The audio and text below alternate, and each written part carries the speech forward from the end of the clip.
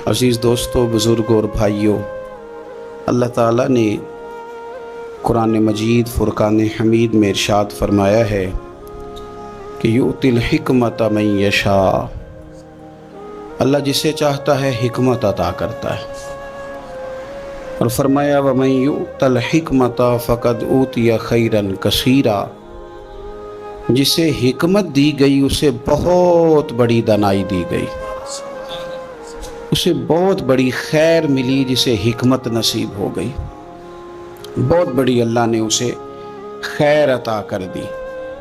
پہلے تو فرمایا کہ حکمت خدا کا فضل ہے، یؤتی الحکمت من یشاء، وہ جسے چاہتا ہے اسے عطا کرتا ہے اس کا فضل۔ لیکن یہ کہ ومن یؤت الحکمت، جسے مل گئی نا یہ حکمت، فقد اوتی خیرا کثیرا، اسے بہت بڑی بھلائی ملی، خیر کثیر اللہ نے اسے عطا کر دی۔ حکمت کے معنی اور مفاہیم کتاب و سنت سے تلاش کریں گے تو حکمت سے مراد قرآن پاک بھی ہے، نبوت بھی ہے، تقوی بھی مراد ہے، فقہ بھی مراد ہے۔ لیکن عرف عام میں، اصطلاح میں حکمت سے مراد دانائی ہوتا ہے، تدبر، معاملہ فہمی، سوچنا، سمجھنا، غور کرنا، فقط جذبات کی رو میں نہ بہہ جانا، بلکہ بہت ساری چیزوں کو گہرائی کے ساتھ سمجھنا۔ ہمارے ہاں ترجتوں میں جب سے تلخی آئی ہے تو جذبات میں ہیجان بڑھتا جا رہا ہے، لوگوں کے پاس شاید سارا کچھ موجود ہے پر دانائی نہیں، حکمت نہیں، الا ماشاءاللہ۔ امت مسلمہ عام آدمی سے لے کر وقت کے حکمرانوں تک وہ تدبر، دانائی، غور و فکر، معاملہ فہمی، اس شعور سے ہم کمزور ہوتے جا رہے ہیں۔ ہمارے خاندانوں کے بڑے، قبیلوں کے بڑے، برادریوں کے بڑے، اداروں کے، تنظیمات کے بڑے، وہ اگر خاص دانائی کے ساتھ، حکمت کے ساتھ، تدبر کے ساتھ معاملات کو لے کے چلیں تو بہت ساری آزمائشوں سے بچا جا سکے، شاید بہت سارے کام مزید احسن انداز میں آگے بڑھائے جا سکیں۔ ہمارا جذباتی ہونا، ہمارا ہر کام کو جوش میں لینا اور ہوش سے بالکل کام نہ لینا، یہ چیزوں کو بگاڑ دیتا ہے، سنوارتا نہیں۔ آپ غور کریں اپنے دائیں بائیں کے ماحول کے اندر تو ہماری معاملہ فہمی آہستہ آہستہ کمزور ہو گئی ہے۔ اگر ہمیں کوئی جذباتی کرنے کی کوشش کرتا ہے تو ہم تو پہلے سے بڑے جذباتی ہیں، بالکل تیار بیٹھے۔ خاتون نے تھوڑا سا رو دیا ہے، بات رو کے بتائیے، ہو گئے ہم جذباتی۔ ہم نے یہ سمجھا نہیں کہ جو یہ بات کر رہی ہے اس کو تول تو لوں، کوئی ضروری ہے کہ وہ ساری بات ٹھیک ہی ہو؟ اس پر اگر مکمل تدبر کیا جاتا، اس کو اچھے طریقے سے پرکھا جاتا، پھر اس کے بعد اس کو بھی حوصلے کا کہا جاتا، خود بھی ذرا حکمت اور دانائی سے کام لیا جاتا، تو شاید ہم بہت ساری بزرگوں کی بے ادبیوں سے بچ جاتے، شاید گھر کو توڑنے سے بچا لیتے۔ پھر ایک شخص ہمیں آ کے بتا رہا ہوتا ہے کہ فلاں آدمی تیرے بارے میں بڑی سخت بات کر رہا تھا، سخت زبان استعمال کر رہا تھا، اس نے تجھے بہت ہی برا بھلا کہا، کوئی جملہ خیر کا تیرے بارے میں اس نے کہا ہی نہیں، اور وہ لفظ جو میں کہہ نہیں سکتا وہ اس نے بتا دیے۔ تو پہلے تو آپ آنے والے سے یہ سوال کریں، اس سے یہ پوچھیں کہ تو اگر میرا خیر خواہ تھا تو اتنی دیر سنتا کیوں رہا؟ اور سامنے والا بات کہتا ہی اس کے ساتھ ہے جس کا اسے پتا ہوتا ہے کہ اس نے تھوڑی سن لینی ہے، اسی کو تو اتنا خیر خواہ تھا تو اتنی لمبی سن کے آیا، اور پھر اگر تجھے اتنا ہی پیار تھا کہ تو رہ ہی نہیں سکا اور فٹافٹ آ گیا بتانے کے لیے، تو نے اسے سزا کیا دی، جواب کیا دیا؟ اتنی توہین اس نے اگر کر دی تھی بقول تیرے تو چپ کر کے سنتا رہا، ایک جملہ بھی تیری زبان سے نہیں نکل سکا، تو کہہ ہی نہیں سکا، اس کا مطلب ہے کہ تو غیبت پسند ہے، اس کا مطلب ہے کہ تو کہیں نہ کہیں شامل ہے اس بات میں۔ تو معاملات، پھر میں ایک چھوٹی سی گزارش میں نے بزرگوں سے کرنی ہے، نوجوانوں سے تو ہیں ہی ساری باتیں، بزرگوں سے بھی۔ ہمارے بزرگ جذباتی نہ ہوں تو کمزور ضرور پڑ جاتے ہیں، بڑی جلدی ریٹائرمنٹ لے لیتے ہیں، حالانکہ بچوں کو ہمیشہ چھاؤں کی ضرورت رہتی ہے۔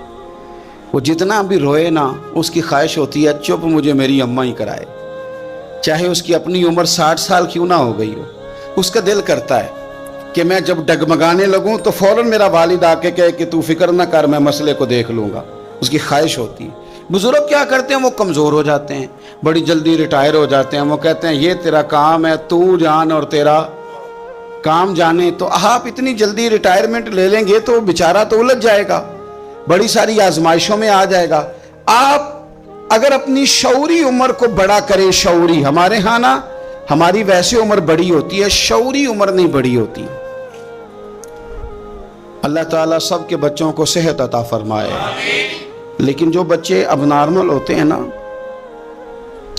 ان کے بارے میں ڈاکٹر یہ کہتے ہیں کہ یہ خود 14 سال کا ہے، اس کا دماغ 1.5 سال کا ہے، یعنی اس کی جسمانی عمر بڑھ گئی ہے، ذہنی عمر ابھی چھوٹی ہے۔ ہمارے یہاں بہت سارے لوگ ایسے ہیں جو شعوری طور پر بڑے بچے ہیں، ایسے ضدیں کرتے ہیں کہ جیسے چھوٹا سا بچہ ضد کر رہا ہے، شعوری طور پر کمزور ہیں، ابھی بھی وہ حرکتیں کرتے ہیں جو بڑے چھوٹے جوانوں کو کرنی چاہیے، جو نو عمر نو خیز لوگوں کو کرنی چاہیے وہ والے کام کرتے ہیں، الا ماشاءاللہ۔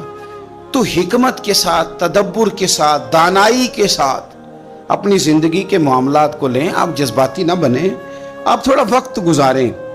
آپ کوئی بھی معاملہ ہے، قرآن پاک نے نا بار بار کہا کہ رب کی ہستی پر بھی غور کرو، وقوع قیامت پر بھی غور کرو، قرآن اللہ کی کتاب ہے، پر شرط یہ ہے کہ تم غور کرو، شرط یہ ہے کہ تم غور کرو۔ رشتے بھی نبھائے جا سکتے ہیں پر کاش کہ ہم غور کریں، تدبر نہیں، غور و غوض نہیں، معاملہ فہمی نہیں، شعوری بات۔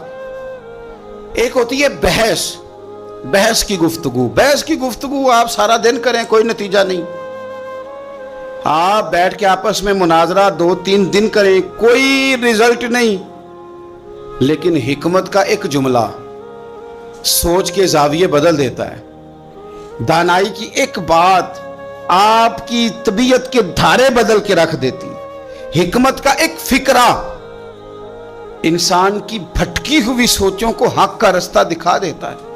اسی لیے تو میرے رب کا قرآن سارا حکمتوں سے بھرا ہوا ہے۔ رسول پاک صلی اللہ تعالی علیہ وسلم کے بارے میں میرا رب فرماتا ہے یعلمکم الکتاب والحکمہ، میرے رسول تمہیں کتاب بھی سکھائیں گے اور حکمت بھی سکھائیں گے، کتاب بھی سکھائیں گے، دانائی سے بھی تمہارے دل بھرپور کر دیں گے۔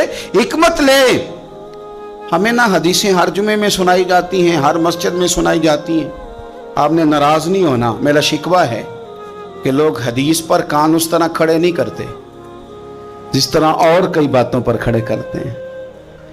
آپ اگر سمجھ لیں یہ جو حدیث آپ کو سنائی جا رہی ہے تو کائنات میں سب سے بڑے حکیم کی بات سنائی جا رہی، اس دھرتی پہ آنے والے سب سے بڑے مدبر کی بات سنائی جا رہی، حکمت کے ساتھ اپنا وقت گزاریں۔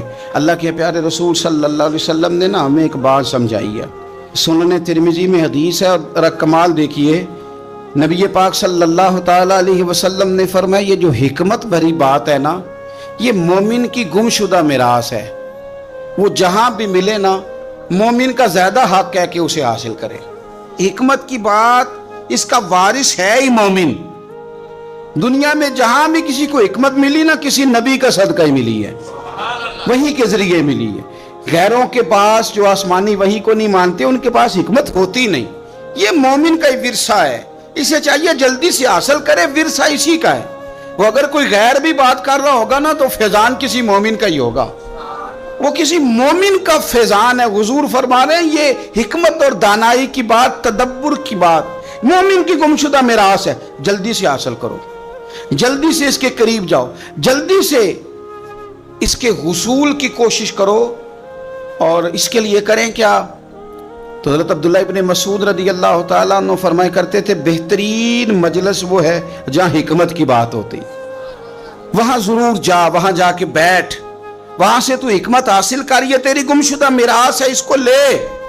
حضرت لقمان نے اپنے بیٹے سے کہا تھا بیٹے جایا کر جہاں حکمت کی محفلیں ہوں، جہاں سمجھدار لوگ بیٹھتے ہوں، معاملہ فہم، وہاں جا کے بات سیکھا کر۔ آپ یقین کریں کہ بزرگوں کی مجلس سے آپ کو نا کتابوں کا نچوڑ ملتا ہے، کتاب و سنت سے مفاہیم عکس کر کے وہ ہمیں دیتے ہیں، اور بہت ساری علم پر لکھی گئی تصانیف کا نچوڑ ایک جملے میں بیان کر دیتے۔ تو حکمت سیکھیں، دانائی سیکھیں، تدبر والی زندگی گزاریں، کسی چیز کو بھی لیں تو ذرا غور و غوض کے ساتھ لیں، تھوڑے معاملہ فہم بنے۔ ایک چھوٹی سی بات اور کر لوں، سازشی نہ بنے۔ ہمارے ہاں نا سازش کرنے کے لیے، کہانی بنانے کے لیے لوگوں کو بڑا موقع میسر آتا ہے، لیکن اسی کے مثبت پہلو لینے کے لیے، اسی کا اچھا انداز اختیار کرنے کے لیے اپنے آپ کو آگے بڑھائیں، تدبر کے ساتھ، دانائی کے ساتھ۔ اور حضور نے تو یہاں تک فرمایا تھا کہ جس کے پاس تم حکمت دیکھو نا اس پر ناز کیا کرو، غبطہ کیا کرو کہ یہ بندہ سمجھدار ہے۔ سمجھدار لوگ کسی کو میسر آ جائیں تو بڑی غنیمت ہے، اگر کسی کو سیاںا بندہ زندگی میں مل جائے تو بڑی غنیمت ہے۔ شکر ادا کرو اگر کوئی اچھا مشورہ دینے والا موجود ہے، اللہ کا شکر ادا کرو اگر کسی کے پاس کوئی ایسا شخص موجود ہے جو اسے صحیح راہ دیتا ہے، جو اچھا مشورہ دیتا ہے، جو خیر کی بات بتاتا ہے۔ میرے نبی پاک صلی اللہ علیہ وسلم فرمانے لگے، امام بہقی نے حدیث لکھی ہے، حضور فرمانے لگے کسی مسلمان بھائی کو حکمت کی بات بتا دینا یہ تیری طرف سے اس کے لیے بہترین تحفہ ہے، یہ تو نے اچھا تحفہ دیا ہے۔ اگر تو نے کسی کو دانائی والی بات بتا دی، حکمت والی بات بنا دی، اگر تو نے شعور اس کا صحیح کر دیا، شعور۔ ایک دوست نا مجھے ہالینڈ سے ملنے آئے، تو اسی لب و لہجے میں وہ پلے بڑھے تھے، تو انہوں نے پاکستان پہنچ کے مجھے فون کیا، کہنے لگے میں نا کچھ تھوڑی سی نا موٹیویشن لینا چاہتا ہوں آپ سے، آپ مجھے موٹیویٹ کر دیں گے؟ میں نے کہا بتائیں۔ کہنے لگے آپ کے ساتھ نشست بک کرانے کا کیا طریقہ ہے، کتنے پیسے لگتے ہیں آپ کے ساتھ سیٹ بک کرانے میں؟ میں نے کہا بس ایک ہی کام ہے کہ جہاں جگہ ملی وہاں بیٹھ جانا، چونکہ حکم ہے کہ جمعے والے دن گردنیں نہیں پلانگنی۔ اور دوسرا یہ کہ اصل مسئلہ یہ ہے کہ اگر اللہ کسی کو عقل دیتا ہے وہ ذاتی سمجھ لیتا ہے، پھر اسے بیچتا ہے، پھر وہ سیٹیں بک کرتا ہے۔ تو میں نے کہا میں آپ سے گزارش کروں گا کہ اگر میں آپ کو کوئی حکمت کی بات بتا سکوں نا تو میرے لیے دعا کرنا۔ سیٹ میں نے کیا بک آپ کے ساتھ کرنی ہے، کیا لینا دینا ہے، میں تو خود فقیر ہوں، کا سلیس ہوں، مدینے والے سے بھیک لیتا ہوں، اور جو قطرے نصیب میں آتے ہیں وہ حضور کے غلاموں کو دینے کی کوشش کرتا ہوں۔ اللہ یہ خدمت قبول کر لے۔ تو باقی آپ کہنے لگے جی نہیں وہ موٹیویشنل جو لوگ ہیں نا وہ سیٹ، میں نے کہا وہ مجھے نہیں پتا وہ کیا کرتے ہیں، اور ویسے بھی جو بکتی بکاتی ہے وہ حکمت تو نہیں نہ ہوتی، حکمت تو انمول ہوتی ہے، جو خریدی جا سکے، جو بیچی جا سکے، وہ حکمت تو نہیں نا میرے بھائی، وہ تو انمول شے ہے، وہ تو کہیں سے ملتی ہے، اور اگر مل جائے تو پھر کیا ہی بات ہے، پھر کیا بات ہے۔ پھر تو ویسے بھی درویش نے کہا تھا دنیا اتے تھوڑے ہی رہ گئے، قدر شناس سخن دے، چند تو لوگ رہ گئے ہیں جن کی سمجھ میں بات آتی ہے، ورنہ تو یہ کہ کئی سنتے ہیں تو خالی سر ہی دھنتے ہیں۔ اللہ تعالیٰ سمجھ کی توفیق عطا فرمائے۔ تو دانائی، تدبر، آپ دیکھیے میرے رسول پاک صلی اللہ تعالیٰ علیہ وسلم کو اللہ تبارک و تعالیٰ نے حکمت عطا کی، کتنی عطا کی؟ حضور کو شعور، بلندی، پختگی، معاملہ فہمی، تدبر، چیزوں کو پرکھنا کتنی عطا کی۔ شیخ عبدالحق صاحب محدث دہلوی شیخ محقق رحمۃ اللہ علیہ فرماتے ہیں اللہ نے عقل کے 1000 حصے کیے ہیں اور 999 حصے عقل اللہ نے اپنے رسول کو عطا فرمائی ہے صلی اللہ تعالی علیہ وسلم۔ باقی ایک حصہ ساری دنیا کو ملی ہے جس سے انجینئر بھی بنے، سائنسدان بھی بنے، عالم فاضل شیخ مفتی محدث مفکر بنے، 999 تو اللہ نے رسول پاک کو عطا فرمائے ہیں۔ تو جن کے پاس اتنا شعور ہے وہاں سے شعور لینا چاہیے، کہیں اور جانا چاہیے؟ شعور تو سارا حضور کے دروازے سے ملتا ہے۔ آپ ذرا حضور کی حکمت کو دیکھیے گا۔ حضور صلی اللہ تعالیٰ علیہ وسلم کے نا اعلان نبوت سے پہلے کا واقعہ ہے۔ قریش مکہ نے جب تعمیر کیا نا خانہ کعبہ، تو وہ نا چونکہ بات بات پہ لڑ پڑتے تھے، اور میرا قبیلہ آگے جائے گا، میں آگے بڑھوں گا، یہ بڑا مسئلہ ہے، یہ آج بھی کئی خاندانوں میں ہے۔ ہمیں سب سے پہلے پوچھو، ہمیں آگے لگاؤ، ہماری چودراہٹ کا اعلان کرو، ہمیں بڑا تسلیم کرو۔ वो छोटी छोटी बातों पे, हत्ता के हौज पर घोड़े को पानी पिलाना है तो पहले मैंने पिलाना, इस पर भी लड़ाई हो जाती थी। तो खाना काबा की तामीर सारे मिल के कर रहे थे। अब कई कबीले थे, खाना काबा मुकम्मल हो गया तो आपको पता है तवाफ शुरू भी हजर अस्वद से होता है, ख़त्म भी हजर अस्वद पे होता है। ये जन्नत का वो अजीम पत्थर जिससे आगाज़ व इख्तिताम होता है, हर एक की ख्वाहिश थी कि ये पत्थर हम नस्ब करेंगे, उठा के हम लगाएंगे ताकि क़यामत तक ये एजाज़ हमारे हिस्से में आए। अब उन्होंने इसके लिए तैयारी कर ली। कबीला अब्दुद्दार के लोगों ने तो इस तरह किया कि नौजवान भी जमा कर लिए, तलवारें भी इकट्ठी कर ली कि जिस कीमत पे भी हमें ये काम करना पड़ा, नस्ब हमने करना है पत्थर। एक प्याले में खून रख के उस पर हाथ डाल के उन्होंने कस्में भी उठा ली कि हम ये काम करेंगे। हर कबीला यही कह रहा था। और जब बात बड़ी बढ़ गई ना, तो अबू उमैया बिन मुगीरा एक सियाना आदमी था, वो कहने लगा यार लड़ो ना, एक तरीका होता है ना किसी चीज़ को भी हल करने का। उसने कहा यार इस तरह करो, एक मसला इस तरह करके ना हल कर लें, एक बात मैं ना बताऊं, आपस में ना लड़ो। कल जो बंदा सबसे पहले हुदूदे हरम में दाखिल हो, वो कोई भी हो, जो फैसला करें कबूल कर लोगे, कर लोगे, कर लोगे, कर लोगे, हाँ हो गई सबकी, कुर्बान जाएं। सबसे पहले हुदूदे हरम में मदीने वाले महबूब तशरीफ लाए, रसूल कायनात सल्लल्लाहु अलैहि वसल्लम। अब तो हर बंदा खुश हो गया, कहने लगे लो भाई ये तो सादिक और अमीन है, असीर दुश्मन की चाह में भी, मुखालिफों की निगाह में भी अमी है, सादिक है, मोतबर है, मेरा पैगंबर अजीम तर है। नबी पाक सल्लल्लाहु अलैहि वसल्लम तशरीफ लाए। उन्होंने कहा जी आप जो फैसला भी करें कबूल है, आप बता दें कौन सा कबीला हजर अस्वद उठा के, बाकी खाना काबा की तामीर मुकम्मल हो गई, हजर अस्वद कौन सा कबीला लगाए, पहले तय कर लिया था जो हुजूर फैसला करेंगे सबको कबूल होगा। अब अगर हुजूर एक के हक में फैसला कर देते तो तैयार थे ना बाकी कबूल करने को। अब वो सारे कबीले नजरें हुजूर पे लगाए, नतीजा निकलना है, ये समझ ले पास फेल का नहीं, फर्स्ट सेकंड का नतीजा है। किसको शहादत मिलती, ई शहादत बजोरे बाजू ने किसको मिलती है, कुर्बान जाऊं हुजूर की हिकमत पर, नबी पाक के तदब्बुर पर। अब एक को भी अगर हुजूर कहते तो लगा दे तो बाकी वादा कर चुके थे मानेंगे, पर यार परेशानी तो होती है ना कि हम सेकंड आ गए, थर्ड आ गए। अब ये सब चाह रहे थे शहादत लेना, तो रसूल पाक ने ना चादर बिछाई, हजर अस्वद उठा के रखा, फरमाया लड़ो ना, सारे ये एक एक कोने से चादर पकड़ लो, कुर्बान जाए। सब ने उठा लिया और उठा के ऐन उस जगह ले आए जहां नस्ब करना था। हुजूर ने अपने दस्ते मुबारक से पकड़ा, वहां लगा दिया। अब कोई सबसे पूछता ना किसने लगाया है, तो सब यही समझते थे हमने ही लगाया है, और आखिरी फैसला ये था हम सब ने लगाया है। ये हिकमत है रसूल पाक की। तेरे आगे हैं यूं दबे लचे फुसहा अरब के बड़े बड़े, कोई जाने मुंह में जुबान नहीं, नहीं बल्कि जिस्म में जान है। हम पता क्या करते हैं, हम जज्बात का इस्तेहसाल करते हैं, कुछ लोगों के जज्बात पे कदम रख के कुछ लोगों को खुश करते हैं। यूं ना करें, चलें, सबको तो बंदा खुश नहीं कर सकता, पर इस्तेहसाल न करें, तौहीन न करें, तजहीक ना करें, दिल तोड़े ना। सबके जोड़ नहीं सकते तो चलो किसी का तोड़े ना, सबके साथ तो आप नहीं चल सकते, हर बंदे को तो खुश नहीं कर सकते, लेकिन इस्तेहसाल ना हो, किसी की तौहीन ना हो, किसी को ये ना महसूस हो कि मुझे अहमियत नहीं दी गई, कुर्बान जाएं। साद बिन उबादा रदी अल्लाह ताला अन्हु फतह मक्का वाले दिन ना उनके हाथ में झंडा था, लंबरदार थे, कोई हिकमत बन गई, उनको मासूल करना था, किसी और को उनकी जगह मुकर्रर करना था। अब फतेह मक्का है, सामने कुरैश हैं, उनके सामने किसी सहाबी को मासूल करना है, फतह हो रही है। हज़रत साद बिन उबादा रदी अल्लाह ताला अन्हु जलीलुल क़द्र सहाबी हैं, अब उनकी जगह किसी को मुकर्रर करना है, बात भी कोई इतनी बड़ी नहीं, बस हिकमत का तकाजा है कि उनको तब्दील करके किसी और को लगाया जाए।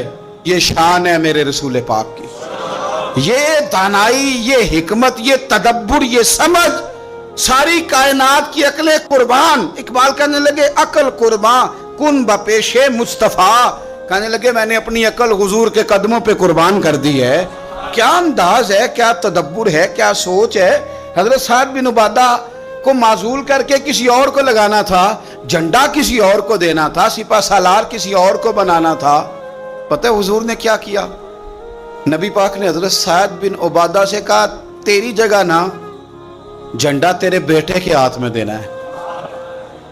آپ یقین کریں کہ اپنی جگہ پہ بندہ بیٹے کو بیٹھا دیکھے نا, کوئی اور بیٹھ جائے تو شاید دل ٹوٹ جائے, پر اپنی جگہ پتر بیٹھ جائے تو آنکھوں میں آنسو آ جاتے ہیں کہ لو میری کوئی سیٹ سنبھالنے والا آ گیا, اب خیر صلی ہے, اب کچھ نہیں ہوتا, اب جو ہے کام چلے گا. حضرت سعد بن عبادہ کو ہٹانا حکمت تھی, لیکن کریم نے ان کے بیٹے کو ہی لگا دیا. کوئی بندہ لب کشائی کر ہی نہ سکا, لوگ دانت دبا کے رہ گئے, یہ کمال. بس پھر کہنا پڑتا ہے زندگیاں ختم ہوئی اور قلم ٹوٹ گئے, پر آقا تیرے اوصاف کا ایک باب بھی پورا نہ ہوا. یہ انداز کریمانہ حضور کا. اپنی زندگی میں نا تھوڑا تدبر سیکھیں, تدبر. آپ نے ناراض نہیں ہونا. کہہ دوں ایک چھوٹی سی بات, مجھے کئی دفعہ نا اس نوجوان کو ڈانٹنے کو دل کرتا ہے جس سے نا اماں کی اور بیوی کی لڑائی بھی صحیح نہیں ہو رہی. میں کہتا ہوں یار تجھے اللہ نے شعور دیا ہے, تو نے تو دنیا کو فتح کرنا تھا اور تو یہیں الجھ کر رہ گیا ہے. او مہربانی کریں جی کوئی دعا کر دیں, کس کے لیے؟ بیوی سیانی ہو جائے, اماں سمجھ. تو میں کہتا ہوں نہ بھی سیانی ہو تو پھر بھی گزارا کریں. آپ کچھ بڑا کام کریں زندگی میں, آپ کچھ انقلاب قوم کے لیے, ملت کے لیے, مذہب کے لیے, نظریے کے لیے, یہیں الجھے رہنا ہے ساری زندگی. آگے بڑھیں. اتنی بھی شعور ہمارے پاس تدبر کی کمی آ جائے کہ گھر کا نظام بھی ہم سے ٹھیک نہ ہو, یہ ٹینشن لے کے ہم بال سفید کر کے بیٹھ جائیں. تدبر کا معاملہ کریں, حکمت کا معاملہ کریں. بیوی کا اور اماں کا اتنا مقابلہ نہیں ہوتا جتنا سوکنوں کا مقابلہ ہوتا ہے, سوتن کا جتنا مقابلہ ہوتا ہے. تو رسول پاک کی بارگاہ میں تو 11 ازواج مطہرات رہتی تھی, 9 بیک وقت موجود ہوتی تھی. تو تدبر کے ساتھ حضور نے سب کے حقوق ادا کیے, حکمت کے ساتھ سب کے جذبات کا خیال رکھا, ہر ایک کو حضور نے شان دی. تو نے ہر شخص کی قسمت میں یہ عزت لکھی اور آخری خطبے کی صورت میں نصیحت لکھی. حضور نے ہر ایک کو عظمتوں سے نوازا, شان عطا فرما. ہم کیا ہیں, الجھ گئے, چھوٹا سا مسئلہ حل ہی نہیں ہو رہا. تھوڑا تدبر دکھائیں, تھوڑی سوچ آپ بڑی کریں, تھوڑا حوصلہ. اور اس کے لیے نا سب سے زیادہ سینا اس نے ہے جو سب سے زیادہ سیانا ہے, جو سب سے زیادہ. ہاں یہ اگرچہ پنجابی کا جملہ ہے پر میں نے اس کو پورا نچوڑا ہے, اس کو میں نے نچوڑا ہے, اور یہ بالکل سچی بات ہے کہ عقل ہوئے تھے. ہاں جو سیانا ہے وہ بہرحال پریشان تو عقل ہوئے تھے. اگلی گل میں نہیں جے کرنی, وہ تو انہوں پتہ ہے, لیکن عقل ہوئے تھے پھر تے سوچا چنگیاں نے, اتنی بری چیز. آپ یقین کریں جو سیانا ہے, جو سمجھدار ہے, وہ سب کی سنتا ہے. کئی دفعہ دل کرتا ہے اپنی بھی کہنے کو, لیکن نہیں کہہ پاتے. کوئی عرض نہیں, جن کی سن رہے ہیں ان کو تو تسلی ہو رہی ہے نا, وہ تو سکون میں ہے کہ نہیں. تو تدبر والی, حکمت والی. دیکھیں حضور کا طریقہ ہے نور, دیکھیں ذرا. غزوہ حنین کے موقع پہ نا, حنین کے موقع پہ بہت سارا مال غنیمت آیا. تو اسلام کا حسن یہ ہے کہ جو لوگ نیا کلمہ پڑھتے ہیں نا, ان کی تالیف قلوب کے لیے مؤلفۃ القلوب کو زیادہ دیا جاتا ہے, تاکہ وہ ان کا دل ٹھہرے اسلام پر, ان کی طبیعت جمے. اور کئی دفعہ یوں بھی ہوتا تھا جب کوئی کلمہ پڑھتا تھا تو اس کے رشتہ دار ناطے توڑ دیتے, تعلقات ختم کر دیتے, مال و اسباب ملتا تھا تو اس کو اس سے طاقت بھی میسر آتی تھی. اس میں سے نا نیا کلمہ پڑھنے والوں میں سے زیادہ لوگ قریش میں سے تھے, مکہ کے رہنے والے تھے, حضور کے قریبی. ان کو جب زیادہ مال ملا نا تو مدینے میں سے کچھ نوجوانوں نے کہا کہ جہاد کی باری آتی ہے تو ہم اگلی صفوں میں ہوتے ہیں, اور مال بٹا ہے تو ان کو زیادہ ملا ہے. ایک نے یہاں تک کہہ دیا کہ ہماری تو تلواروں سے ابھی بھی خون ٹپک رہا ہے,